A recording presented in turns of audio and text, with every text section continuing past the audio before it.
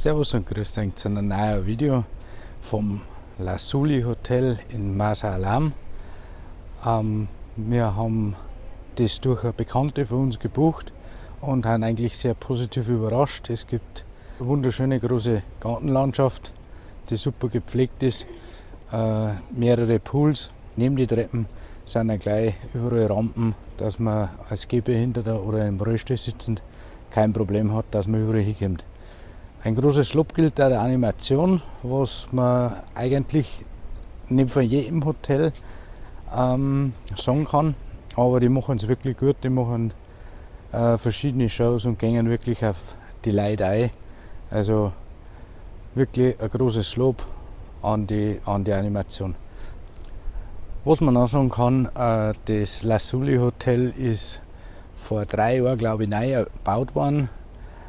Sind aktuell immer noch im Bau, also wir sind jetzt im rechten Teil von der Anlage, von der Lobby aus gesehen, und der linke Teil wird gleich gebaut wie der rechte Teil, also sprich die Zimmer sollten sie in der nächsten Saison verdoppeln auf 500 bis 600 Zimmer und wir blenden euch da nochmal die Baustelle ein. Jetzt sagen wir einfach einmal die Hotelanlage.